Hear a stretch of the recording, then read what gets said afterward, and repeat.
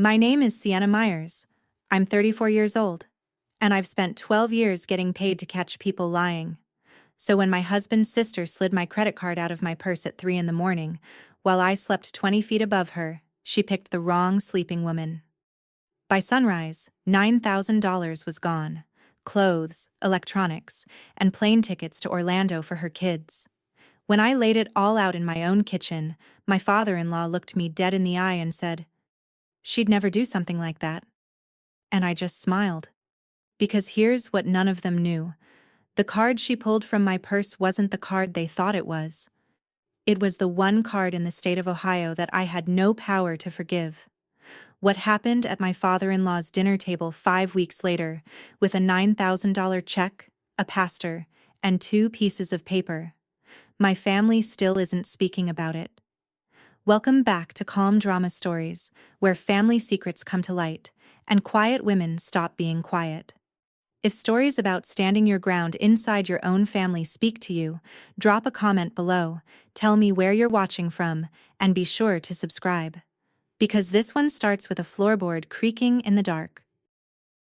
Let me back up. I'm an investigative reporter at the Dayton Herald, 12 years on the job. I've sat across from crooked contractors, a county auditor with 3 sets of books, and one pastor who robbed his own building fund.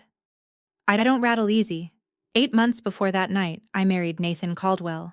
He's 36, fixes commercial heating systems, and reads a room faster than anyone I've ever met. I used to think that was charm. I learned later it was training. You get good at reading weather when you grow up inside a storm. We bought a 2-story house on the east side of Dayton that spring. First house for both of us. I loved it the way you love a thing you built yourself, which is to say, completely and a little fiercely. My purse hung on a hook by the kitchen door. Same spot every night. Because I am a creature of habit and the hook was Nathan's idea. Sunday dinner at his father's house was not an invitation, it was a standing order. Frank Caldwell, 66, retired mechanic, deacon at his church, carved the roast every week like a man performing surgery on live television. 8 months in, my seat was still at the corner of the table, next to where they stacked the serving trays. I mistook the seating chart for shyness. It was a ranking. Nathan's mother had passed 4 years earlier, and her chair stayed empty, pushed in tight, like the family was still reporting to her. I wanted a real place at that table. I can admit that now. I wanted it more than I let myself know, and that want is exactly the handle they would try to use to move me. Dana came to us in September. She's Nathan's older sister, 38, divorced, 2 kids, Kyle, 12, and Tessa, 9. She'd lost her front desk job at a dental office in the spring, and by Labor Day there was an eviction notice on her apartment door. Nathan asked me on a Tuesday night, dish towel in his hands, voice pitched low like he was asking for something shameful. 6 weeks, just till she's on her feet. I said yes because of the kids. I want that on the record. Tessa still slept with a stuffed rabbit that had one ear. You don't send that back to a car. So Dana took the guest room downstairs. The kids took the den, and my quiet house started running like a bus station. Week 2, $60 in cash went missing from the console by the front door.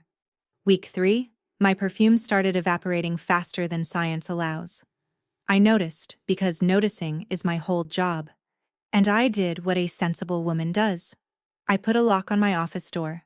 I moved my grandmother's jewelry into the fire safe. I told Nathan, calmly, at the kitchen table. He rubbed his face and said, "Maybe you moved it and forgot." I hadn't. He knew I hadn't. But I watched something close behind his eyes, some old shutter coming down, and I decided not to push. My purse stayed on its hook by the kitchen door, because a woman has to grab her keys at 6 in the morning, and because some part of me still believed a bedroom hallway was a border no one in the family would cross. I wrote the missing cash in my notebook anyway. Habit. I document everything. I just never thought I'd need the file. The first Friday of October, I went to bed at 11. Nathan was in Columbus overnight for a job. Around 3 in the morning, a floorboard creaked in the hallway below. I surfaced halfway out of sleep, the way you do in a full house. A thin line of light slid under my door and moved away. I thought, Kyle's getting water. I thought. Kids drink water at terrible hours. I rolled over. That's the moment I've replayed the most, and I've made my peace with it, because a woman who can't sleep in her own home has already lost something bigger than money. At 6:40, my alarm went off, and my phone was already screaming. Not the alarm, the fraud alerts. They'd been lining up since 2:47 a.m., patient as churchgoers. I sat on the edge of my bed and scrolled. 2:47. 3 airline tickets. Dayton to Orlando, plus a hotel package, $4,860. 3:31. An electronics order, phone and tablet, set for store pickup, 2,300. 4:15. Children's clothing, 3 online orders stacked back to back, 1,840. I did the math twice because my hands wanted something to do. $9,000. To the dollar. 9,000. Spent while I slept in my own bed, in my own house, with my purse on its hook downstairs while somebody stood over it in the dark and made a shopping list. The house was quiet under me. Somewhere downstairs a cartoon was already playing, and a pan was heating, and a woman was humming. I sat there in the early light with my phone in my lap, and I did the thing I do at crime scenes. I got very still, and I started keeping track. I called the card's fraud line before I brushed my teeth. Locked it, disputed the charges, asked for details the way I ask sources for details. Slowly. Twice. The airline booking had passenger names: Dana Caldwell, Kyle Caldwell, Tessa Caldwell, departing in 9 days. The electronics order was under Dana's name for pickup, her cell number attached. The clothing orders shipped to my own address, which takes a special kind of confidence. And every purchase had been placed from the same internet connection. Mine. The house Wi-Fi. My house.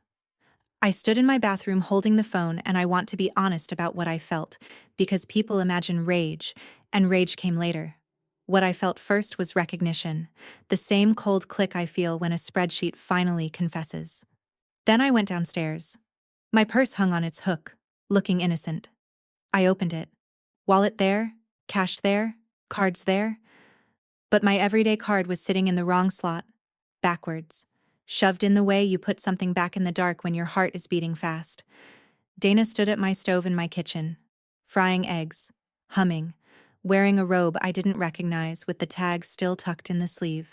Kyle and Tessa were on the couch, washed in cartoon light. "Morning," Dana said, bright as a bell. "You want eggs?" I looked at this woman, my husband's sister, mother of 2 children I genuinely loved, standing in the warm smell of butter like nothing in the world had happened. I said no, thank you. What I wanted was my $9,000 back. What I wanted even more, though I couldn't have said it yet, was to be wrong. I have never once in 12 years been that kind of wrong. I waited until the kids took their cereal to the den, and then I put my phone on the counter, alerts up, and said, "Dana, we need to talk about last night." She glanced at the screen and her face did something I'll never forget. It didn't fall. It rearranged. "That's crazy," she said. "You got hacked? It's everywhere. People get hacked." I said the tickets had her name on them, her children's names. "Hackers do that," she said, flipping the eggs. "They use real names so it looks legit." There were shopping bags in the guest room with the tags still on. There was an airline confirmation, printed, folded, in the kitchen trash under the coffee grounds. I know because I looked. Because looking is what I do. Nathan got home at noon and went gray. Then he did the thing I should have seen coming. He called his father. Frank arrived within the hour, filling my doorway in his church jacket, and he sat down at my kitchen table like a judge taking the bench. He listened to me for 30 seconds. 30. I clocked it. Then he raised one hand, gentle as a crossing guard, and said the sentence that would run this family for the next 5 weeks. She'd never do something like that. Not a question about the tickets. Not a glance at his daughter. He said it the way you say a thing you have decided to make true by saying it. Dana looked at the floor with her jaw set, and I realized she wasn't afraid of being caught. She'd been caught before. She was waiting. The way you wait for a machine you trust to finish its cycle. And the machine was sitting at my table patting my hand. Frank's voice went warm next, and that scared me more than shouting. Whatever happened here, he said, family handles family. We don't need banks in this. We don't need police in this. You cancel those. What are they? Disputes? You cancel them, and I'll get to the bottom of it my own way. He said it kindly. He said it the way a man offers to carry your groceries. And around my kitchen, the weather changed. Nathan sat down. Not next to me. I noticed that with a reporter's eye and a wife's stomach, he sat at the middle of the table, equidistant, a man locating himself between two countries. He was 36 years old and he sat like a schoolboy called to the office, shoulders straight, hands flat. I had never seen my husband sit like that. I said, as evenly as I could, that the bank was already involved, that I'd locked the card at 7 that morning, that this is simply what you do, the way you call the fire department when the curtains are burning. Frank's jaw moved. Something old crossed his face. Not guilt. I'd have recognized guilt. It looked like betrayal. Like I was the one who had reached into the family's pocket. You called them already, he said, quiet. Before you called me. And there it was. In his arithmetic, the theft was weather. But my phone call was a choice. Dana let out a breath she'd been holding since breakfast. The machine had finished its cycle and it had found in her favor. The way it always had. What none of them understood yet, what even I only half understood, was that this particular call had never been mine to skip. Monday morning, 8:15, my desk phone rang at the Herald. It was Carol from finance, and Carol does not call to chat. Sienna, she said, we've got a fraud flag on your corporate card, 9,000 over the weekend, you need to come down. And I sat there with my coffee going cold, because that was the piece I hadn't told the family yet, the piece I'd been turning over all weekend like a stone in my pocket. I carry 2 cards from the same bank, my personal card and the Herald's corporate card. The heavy platinum one I use for records requests and travel, the one that sits in the outside slot of my wallet because I use it most. In the dark, at 3 in the morning, working fast out of a purse that wasn't hers, Dana hadn't taken my card. She'd taken the papers. Do you understand what that means? Because Frank didn't. It means the money she spent belonged to a company, and the fraud she committed was against a bank. And there is no version of this where Sienna decides to be sweet and let it go. Corporate card fraud triggers a process. Mandatory report. A signed affidavit within 10 business days of issue, swearing the use was unauthorized. And then the bank and the company decide what happens next, not the cardholder. Not the wife trying to keep Sunday dinner peaceful.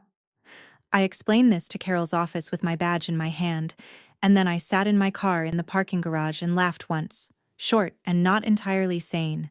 My father-in-law wanted this handled inside the family, but at 3 in the morning, in the dark she chose, Dana had reached past every card I had the power to forgive, and stolen the one card that answers to nobody's family. If you've ever been told to keep the peace while somebody picked your pocket, put it in the comments. I read everyone. Because from that Monday on, keeping the peace stopped being on the menu. That night I told Nathan all of it, at our own table, with the kids' TV murmuring through the wall. The card was the Herald's. The report was filed because it had to be filed, the way a nurse charts a wound. I watched my husband take this in, and I watched him understand it about a beat and a half slower than he should have, because half his mind was already down the road at his father's house, bracing. Don't tell Dad yet, he said. Let me think. I asked him what exactly there was to think about, and I asked it gently, because I loved him, and because I could see him standing in a doorway I couldn't see. He said, You don't know what it does to him. Police. Banks. You don't know what it does. I filed that sentence away too. Meanwhile, down the hall, Dana had gone quiet in a new way. Around 9, I heard the front door, and through the window I watched her load the electronics bags into her car. And I knew where she was going. The store, 40 minutes round trip, to hand it all back like a library book, like returns run backwards through time. She came home with the bags still full. Too late. The retailer had already flagged the order for the bank that morning. Some doors close the moment you open them. She stood in my driveway a long minute under the porch light, holding a tablet box, learning that for the first time in her life. Wednesday evening, Frank came to my house. He knocked twice and then walked in, because in his mind every Caldwell door was his door, and he sat at the head of my table, without being asked. From his jacket he drew a long envelope and laid it down square, the way men of his generation present serious things. Inside was a cashier's check for $9,000, and under it, a single typed page. I read the page twice. It was a statement, addressed to whom it may concern, declaring that Dana Caldwell was an authorized user of the card in question, that the purchases were made with my knowledge, and that no crime had occurred. There was a line for my signature. He'd already paid a lawyer to draft it, which told me he'd thought this through, which was somehow the worst part. 9,000, Frank said, tapping the check. Every dime, it's over. She'll pay me back out of her own hide, that's between her and me. You sign, the bank closes it, and this family goes back to being a family. I told him the truth, plainly. The money wasn't mine to accept. The card belonged to the Dayton Herald. The victim, on paper, was a newspaper and a bank. And I couldn't authorize backwards something that was never authorized. Frank blinked at me, and I watched the sentence bounce off him like rain off a waxed hood. Then tell your company you gave her permission, he said. Simple. He honestly could not hear it. In 66 years, no truth had ever stood outside his kitchen. There had never been a fact in his life that family couldn't outvote. I slid the check back across the table and watched his hand close over it. Slow, and for one cold second I understood I hadn't refused money. I'd refused a citizenship. The next week, the machinery woke up. A fraud investigator from the bank called my cell at work. Polite, flat, thorough. A woman named Alvarez who asked questions in the exact order I would have asked them. Where is the card kept? Who had access to the residence? Had the physical card left my possession before? I answered like a witness, because I was one. Then came the email, and after it, certified mail. An affidavit of unauthorized use. 10 business days to sign and return. The Herald's counsel walked me through it in a conference room with bad coffee, and he did not soften it. If I signed the affidavit, I was swearing the use was unauthorized. True.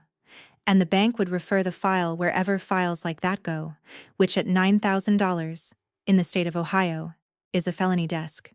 If I signed Frank's statement instead, swearing Dana had permission, 3 things happened. The company's money became my personal liability, since lending out a corporate card breaks every policy I'd ever initialed. My name went in front of HR with the word misuse attached. And counsel looked at me over his glasses when he said this. A false statement to a federally insured bank is its own crime, with its own name, and people have gone to prison for it. So there it was, laid out in laminate and fluorescent light. My whole adult life, telling the truth had been my trade. Now it had a deadline, 10 business days. I drove home the long way that night, past the river, and I remember thinking that Frank believed he was protecting his daughter from a system. He wasn't. He was asking me to feed myself to it in her place, and he would never once see it that way. Then the family arrived by phone, in waves, like weather systems. Aunt Lorraine called first, Nathan's great-aunt, 81, sweet as pie crust. Honey, families don't do this to each other. I asked her gently whether she meant the stealing or the reporting, and she went quiet in a way that told me she'd never once put those 2 things on the same shelf. A deacon's wife from Frank's church found me on Facebook. Praying for your family in this season of confusion, she wrote, which is church for we've heard and we've picked. Cousins I'd met twice texted Nathan paragraphs. Nobody called Dana. I want you to sit with that. In 5 weeks, as far as I could ever learn, not one member of that family called the woman who actually took the card and asked her why. The calls all came to me, because in their physics I was the moving part. Dana stealing was like winter. Nobody's fault, endure it together. Me reporting it was a decision, and decisions have owners. The cruelest one was quiet. Frank, at Sunday dinner, because yes, we still went. Nathan white-knuckled the whole drive, stood to carve and said grace, and added, at the end, eyes closed, "Lord, we know Margaret is watching over this family. She always knew how to keep us together." Margaret, Nathan's mother, 4 years gone. He never said my name and he never said Dana's. He just laid that good woman's memory on the table like a fourth piece of paper for me to sign. I sat in my corner seat by the serving trays and I recognized the play, because I've covered politicians. When the facts are against you, don't argue the facts. Change the question to loyalty. Everyone at that table passed the potatoes and looked at me like I was the one holding the knife. I did what I do when the ground moves. I went to the records. Not to build a case. The bank was building the case fine without me. But because I needed to know what I'd married into, and public records don't change their story depending on who's at the table. It took 2 lunch hours. Dana Caldwell, 2 prior evictions, in 2019 and 2022, both dismissed after payment in full. Payer of record on the second one, Franklin R. Caldwell. 3 small claims judgments, all settled, all quiet. And one I had to work for. A police report from her old dental office, 6 years back, a cash drawer short by hundreds, restitution made, charges never filed at the employer's request. I sat with my notebook in the Herald's morgue, surrounded by 100 years of other people's worst days, and the picture assembled itself the way pictures do. There was no one desperate midnight in my kitchen. There was a system, old and well-oiled, and it had been running since before I ever met this family. Dana falls, Frank catches, the paperwork disappears, and everyone calls it love. My $9,000 wasn't a crisis. It was a subscription renewal. That same night at home, Nathan went up to the attic to dig out a suitcase for a work trip, and he was gone too long. I climbed up and found him kneeling under the bare bulb, in front of an old carton with his own name markered on the side in a boy's handwriting, Marcus's. No. It said Nathan. Keep out, in fat childhood letters gone brown. He wasn't opening it. He was just looking at it, with an expression I'd never seen on my grown husband's face. Then he shut the flaps, said old junk, and carried the suitcase down past me. I didn't push. I wrote the box in my notebook. The affidavit arrived on a Thursday, certified, in an envelope so official it practically cleared its throat. 10 business days from that stamp. I read it once at the counter. 1 page, plain language. I did not authorize. I did not consent. I understand this statement may be used in criminal proceedings. A line for my signature, a line for the date. And then I did something I still think about. I folded it in 3 and put it in my purse. The same purse, on the same hook, by the same kitchen door. And that's where it lived from then on. My own little unexploded thing, hanging by the coats. I'd touch the outline of it through the leather every morning like a bruise you keep checking. That same night, Nathan finally told me about the $40. We were in bed, lights off, his voice coming out of the dark the way confessions do. In 1971, his grandfather, Frank's father, wrote a bad check for $40 at a hardware store in Xenia, 12th of the month, a Tuesday. The store pressed it. The county was making an example that year, and 2 deputies came to the house at breakfast and took him out the front door in handcuffs with his coffee still steaming on the table. Frank was 11. He stood on the porch in his socks and watched the neighbors watch. The family lost the house within a year. His mother cleaned 3 buildings a night for a decade. The marriage didn't survive it, and the man who came back from county wasn't the man who left. Dad's told it exactly once that I know of, Nathan said. At Mom's funeral, of all places. He stood by the casket and said, "Nobody I love will ever owe the law again." I lay there in the dark doing reporter math. 55 years, 1 bad check, and every crooked thing this family ever swallowed since. All of it interest on $40. 2 nights later I couldn't sleep. And at 2 in the morning I found Dana at my kitchen table with a mug of tea she hadn't made from her own groceries. We looked at each other in the stove light, 2 women in one kitchen at the exact hour she'd chosen for her shopping trip, and she must have decided the hour made us intimate, because she talked. "I was going to pay it back," she said. You know that, right? Before anybody even noticed. That was the plan. I asked her how. On no job, and she waved the question away like a fly. Then she leaned in and gave me the closest thing to honesty I ever got from her. You have everything, Sienna. You get that, right? The house. Nathan. A job where they print your name. My kids have never been on a plane. Never. Tessa asks about the ocean like it's a cartoon place. It was for them. Her eyes were wet and her chin was up, and I realized I was watching a woman read her own defense aloud and find it airtight. She didn't believe she'd stolen anything. In her arithmetic, there was a great big family account somewhere, and she was simply overdrawn against it, the way she'd been overdrawn her whole life, and someone would top it up, because someone always had. My purse had just been the nearest branch office. The kids keep asking if we're still going, she said. And there it was. The return policy on her apology. Even now, the trip was alive in her head. I told her the truth. The tickets were flagged funds. Nobody was flying anywhere on that money. She looked at me the way you look at a broken vending machine. Then she rinsed her mug, said goodnight, and went to bed.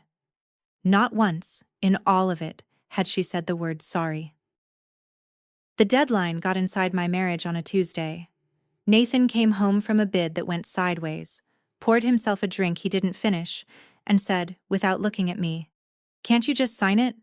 Dad's paper. It's only paper." And I want to be fair to him, because I love him, and because he is also a casualty in this story. He said it the way a tired man says it, not a cruel one. But something in me went very quiet and very young. Here is what I've never told anyone in that family. When I was 16, my mother sat on the edge of my bed crying, holding a shut-off notice, and I walked to my closet and took down the envelope where I kept my college money. 3 years of babysitting and register shifts. I handed it over and she kissed my forehead and said, "You're such a good girl. You never make it worse." I want you to hear that sentence the way I finally heard it. Not you matter.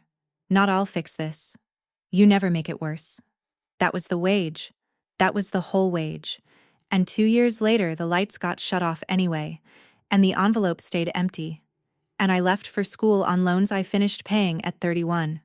So when my husband said it's only paper, I heard my mother's mattress creak. I said, "I've signed that paper before, Nathan. It doesn't buy love, it rents silence. And the rent always comes due again."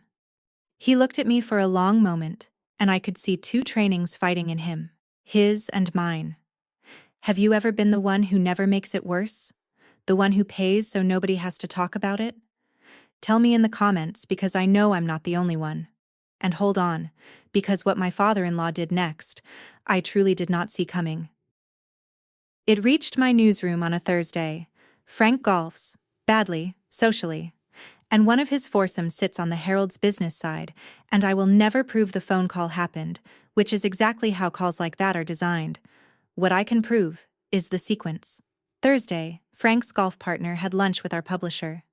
Thursday afternoon, a rumor moved through my newsroom with its collar up. Sienna let a family member use the company card, and now she's crying fraud to cover it. By Friday, HR had opened what they called a routine review, and 2 reporters I'd trained stopped meeting my eyes at the coffee machine. Understand what was happening, because I didn't, at first. I kept waiting for the facts to defend me, the way they do in print.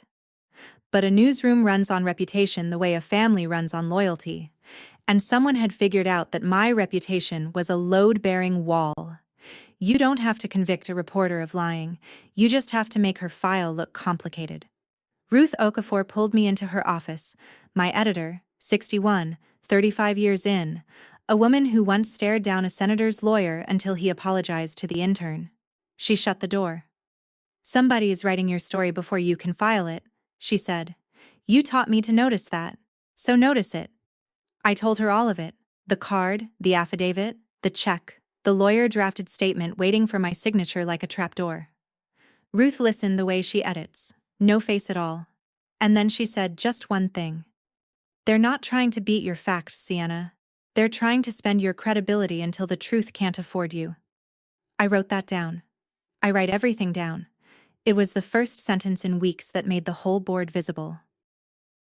And then came the weekend that nearly finished me. The tickets, it turned out, were the one purchase the bank couldn't claw back cleanly. Non-refundable fare, already ticketed, and Frank announced that letting them expire would be throwing good money after bad. So he paid the change fees out of pocket, called it salvage, and on Saturday morning Dana flew her children to Orlando on the seats she'd bought with my stolen $9,000. By Sunday the family group chat, which no one had thought to remove me from, filled with photographs. Dana in sunglasses at the gates of the Magic Kingdom, an arm around each kid, Tessa mid-laugh under a castle made of sky. The caption said, "Blessed." I sat on my stairs and looked at that word for a long time. I want to be careful here, because Tessa's face in that picture was the happiest I'd ever seen it, and none of it, was those children's fault. That's the part people miss about families like this. The system launders everything through the kids. Every theft becomes a memory you'd be a monster to begrudge. Sunday dinner that night was roast chicken and performance. Frank stood, raised his glass, and gave a toast I can still recite.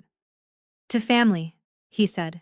"The world out there will cheat you, sue you, sell you out for $1. In this house, we do not do that to each other." He looked at me the whole time, warm as a heat lamp, and then he set down his glass and added softly, like scripture, "She'd never do something like that." And around the table, they nodded.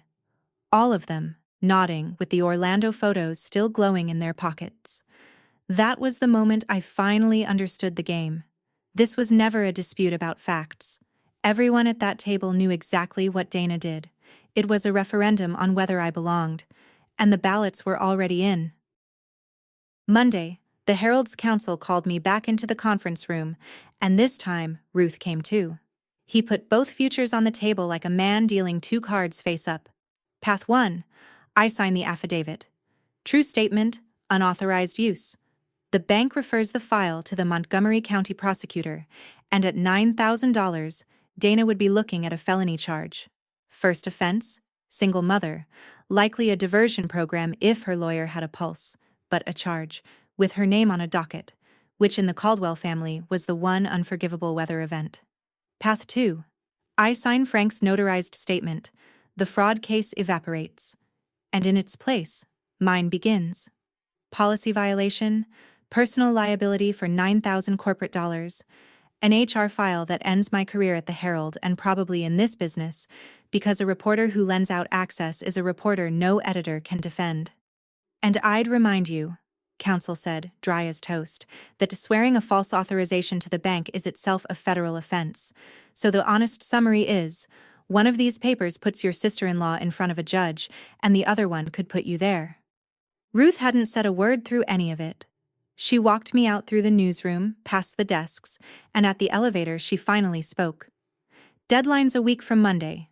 Whatever you're going to be it on purpose." The doors closed on her face, and I stood there holding my badge, understanding at last that there was no third paper coming.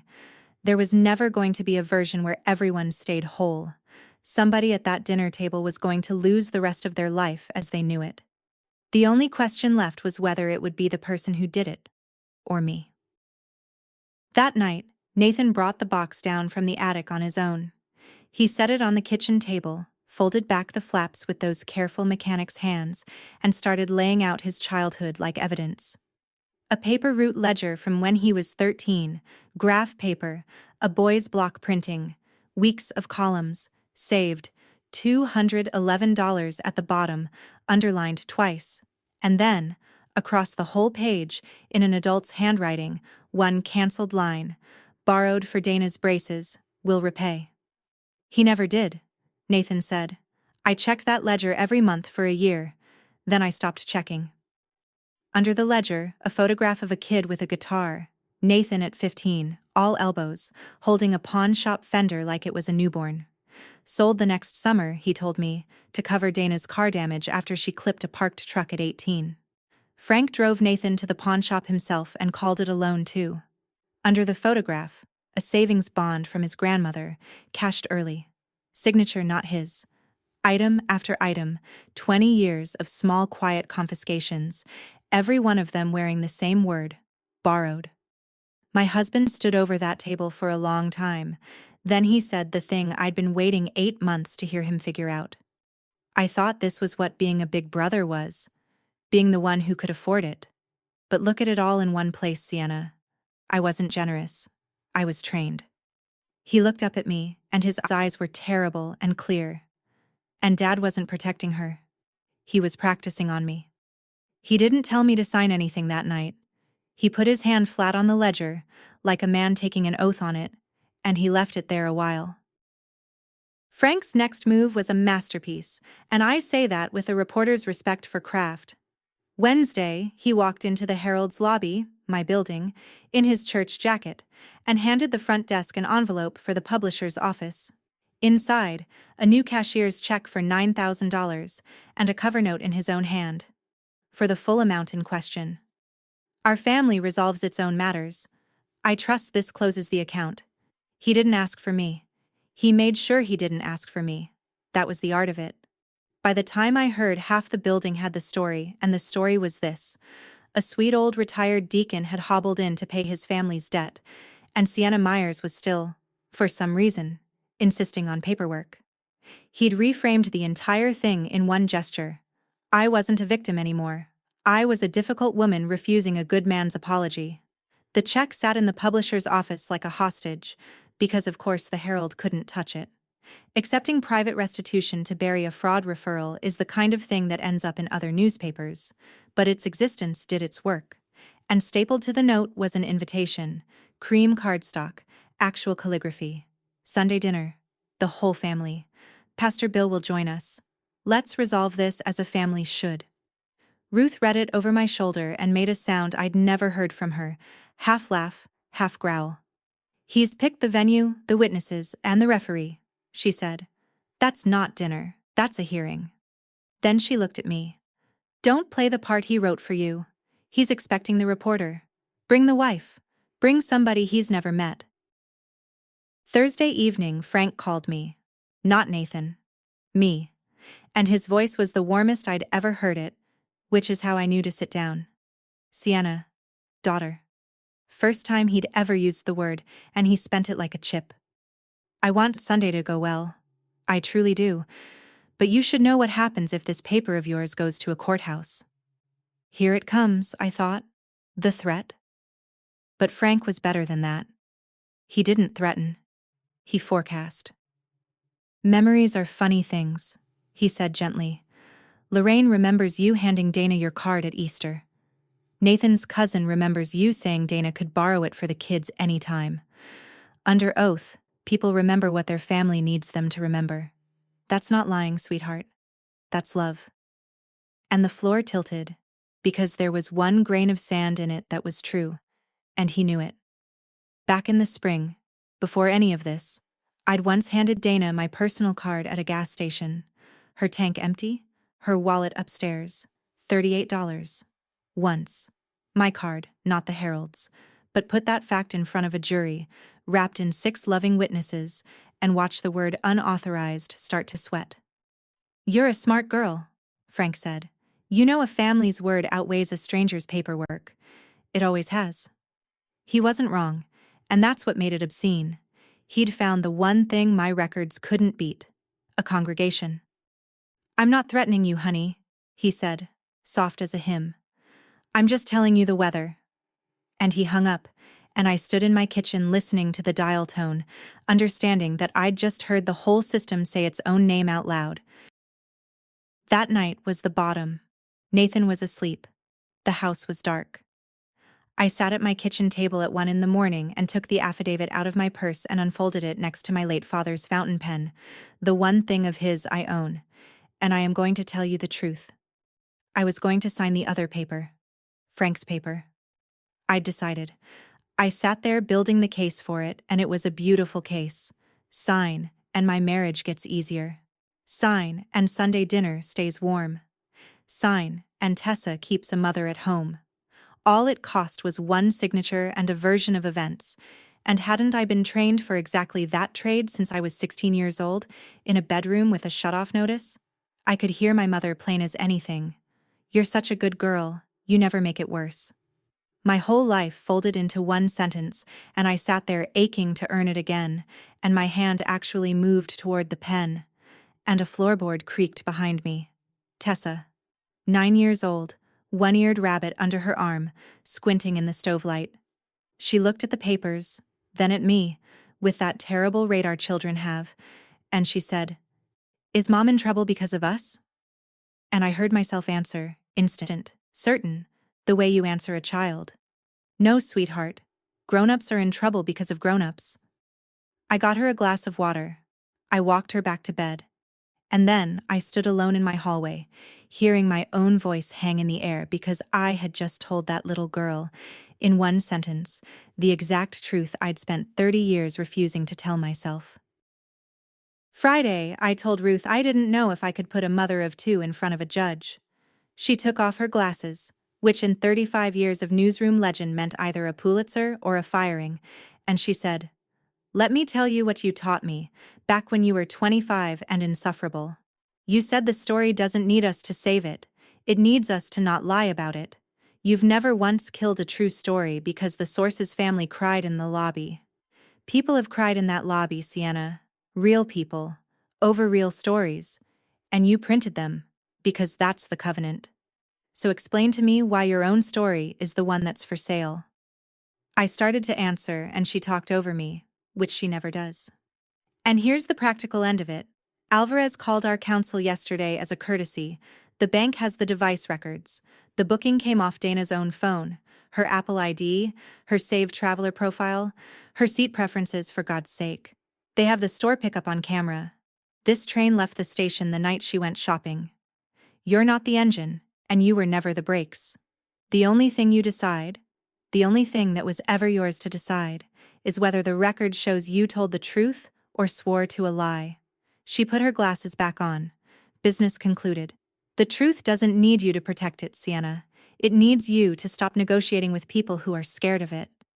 I walked back to my desk through the newsroom I'd given 12 years to, and for the first time since 2:47 a.m. on that Saturday, I knew exactly who I was.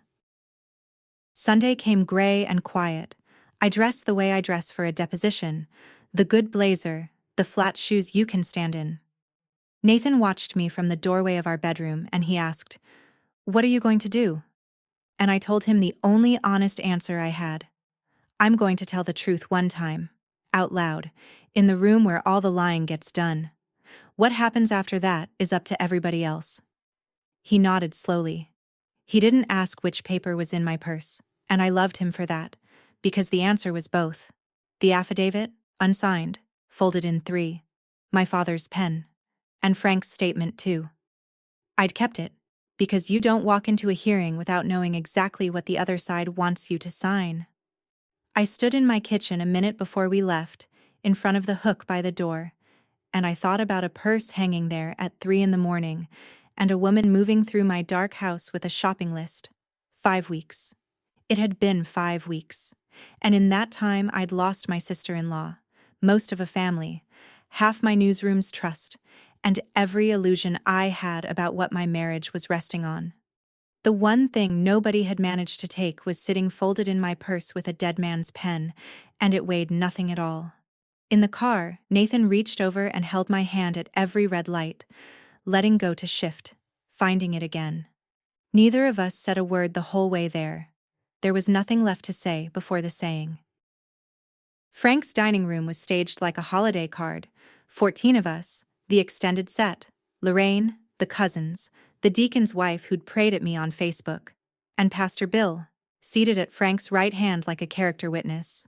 The roast chicken steamed. The good china was out. Margaret's china. The set that only surfaced for Easter and funerals. And I noted that, because everything in that room was a sentence if you knew how to read it. And then there was my seat. Not the corner. Not by the serving trays. My place cards at a family dinner, sat directly to Frank's left. Promoted. 8 months I'd wanted up that table, and the week he needed my signature, up I came. Beside my water glass, arranged neat as a place setting, the envelope with the cashier's check, and the typed statement, with 3 little yellow tabs along the margin reading, "Sign here." Pastor Bill said grace, long and specific, about forgiveness, about the folly of letting the world's institutions into the temple of the family, and everyone hummed amen, and I watched Dana across the table studying her plate like a map. Frank stood to carve. He was magnificent, I'll give him that. Silver-haired, steady-handed, backlit by the sideboard lamp like a portrait of himself. "Before we eat," he said, "I want to say something." He said the world out there would cheat you and sell you for $1. He said, in this house, we do not do that to each other. He said family is the only court that matters, and its verdicts are mercy. Always mercy. And then he laid the carving knife down, looked around the table at his assembled congregation, and delivered the line one last time, soft and final, like a gavel wrapped in flannel. She'd never do something like that. Every head at that table turned to me. 13 faces, waiting to watch me sign. Pastor Bill was already holding out his own pen. I looked at Frank's tabs, yellow as caution signs, and I opened my purse. "Sienna." Frank turned to me, and his whole weathered face opened up like a porch door. "Daughter." Second time in his life he'd used the word, and this time he spent it in front of witnesses. "I know these weeks have been hard on you, on everyone. And I know." He chuckled, warm, and the table chuckled with him. "You're a woman of documents. So we did it your way. Had a lawyer draw it up and everything." Soft laughter. "You sign that, and here's what happens. The check is yours, every dime, today. Whatever your company needs squared, we square it. Dana's going to pay me back if it takes her 10 years, and that's her burden, between her and me and the Lord." He paused. And then he brought out the real offer, the one he'd been saving, and his voice dropped so the whole table had to lean toward him. "And you won't be Nathan's wife who works at the paper anymore. You'll be my daughter. Full stop. This table, these people, every Sunday God sends, yours. That's what family means. It means the book closes." The silence after that was total. Even the chicken seemed to be listening. Dana's eyes came up from her plate, and for one strange second we looked straight at each other, and I swear what I saw in her face wasn't triumph. It was something closer to pity. The pity of a lifer watching a new inmate get offered the same deal she took at 19. Nathan's hand found my knee under the table, not pressing either direction. Just there. Everything I had wanted for 8 months was being handed to me across Margaret's china, wrapped and ribboned, and all it cost was my name, at the bottom of a lie. I reached into my purse. The table exhaled. And what I brought out was not Pastor Bill's pen, and it was not Frank's paper. It was mine. I unfolded the affidavit and smoothed it flat on Margaret's tablecloth, and I took out my father's fountain pen, and I heard my own voice come out level, the way it does on camera, because some trainings hold. "Before anyone eats, I'm going to say some true things one time. Nobody has to say anything back. Frank, you especially. I'd rather you just listened." He was still standing, carving knife beside the platter, and something in my tone sat him down. "In 1971, 2 deputies took your father off his own porch over a $40 check, and nobody in that county ever asked whether he had a good reason, and your family never got back up. You were 11. I'm not going to pretend I know what that morning cost, because I don't." His face went to stone, but I watched the words land. "You've spent 50 years making sure nobody you love ever pays for anything, ever again.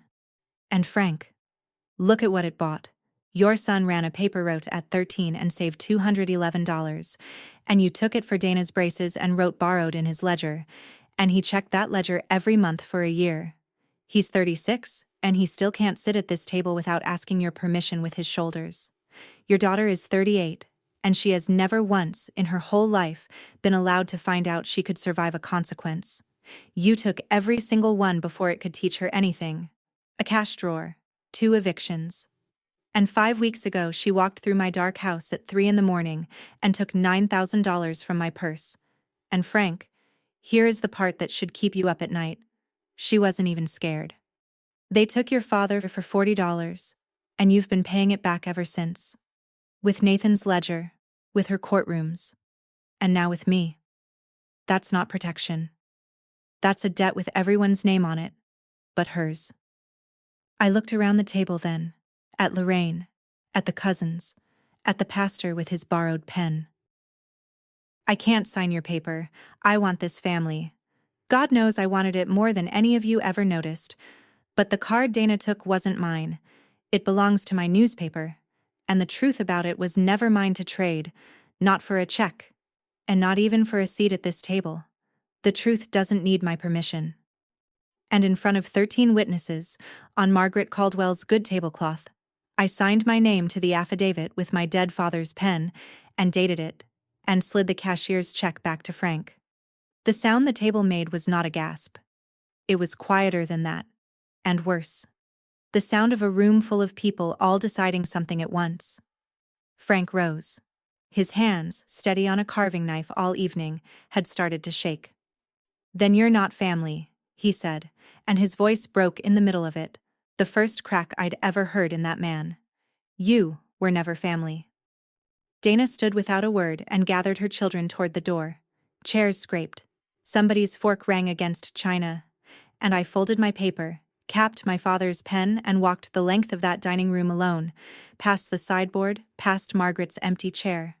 5 steps that took 5 weeks, or maybe 30 years. Behind me, in all that silence, I heard one more chair slide back, and my husband said, to no one and to everyone, "I'll get her coat." It was raining, the small kind of rain that doesn't ask anything of you. Nathan drove. Neither of us touched the radio. We were most of the way home, stopped at the light on Wayne Avenue, wipers keeping slow time, when he finally spoke, eyes still on the road. 36 years, he said. Everybody in that house has been telling me who I am since I could walk. Dad, Dana, even Mom, God rest her, in her way. The light turned green. He didn't move. You were the first person who didn't ask me to pretend. Somebody behind us tapped their horn, polite, Ohio style, and he raised a hand in the mirror and drove on. And I broke. Not the way I'd braced for. No sobbing. Nothing cinematic. Just water coming down my face like the rain outside. Quiet and past due. 5 weeks of it. Or maybe 30 years of that too. Because here's what I understood at that traffic light. I hadn't lost a family back there in that dining room. You can't lose something that was never offered to you. Only rented, at a price that reset every Sunday. What I'd actually done was set down a debt I'd been carrying since I was 16 years old, one I'd co-signed in a bedroom with a shut-off notice, and my arms didn't know how to feel this light. Nathan reached over at the next red light and held my hand. He didn't let go to shift until it turned. Here's how it all settled, because you've earned the accounting. Dana took the kids to Frank's that same night, and a cousin came for her boxes the following week. The bank referred the file, and the Montgomery County prosecutor offered Dana pretrial diversion.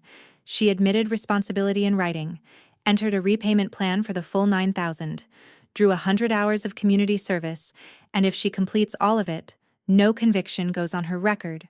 First offense, 2 kids, a judge with sense. I have no complaints. I never wanted her in a cell. I wanted her in a world with edges, and for the first time in 38 years, she's living in one. She found work at a distribution warehouse that fall. And this is the part I'd frame if I could. She's kept it. 5 months and counting. Longer than she's held on to anything in years, Nathan says. In March, she came by our house alone, stood on the porch she'd once lived behind, and handed me an envelope. Her first restitution installment had cleared, and separate from it, folded in notebook paper, was a personal check made out to me, drawn on her own account, from her own wages. It wasn't large. It didn't need to be. "Don't tell Dad," she said, and left, and I stood on my porch understanding that I'd just watched a 40-year-old chain lose its first link. The Herald got made whole by the bank, HR closed its review. No violation found, with a letter in my file saying so. And Ruth framed the letter and hung it in the break room. Because Ruth is Ruth. Frank has not changed. He will not change. The Sunday dinners go on without us. And the family story, as it reaches me through cousins, is that the reporter tore the family apart over money. He sent our Christmas card back unopened. That's the truth about breaking a system.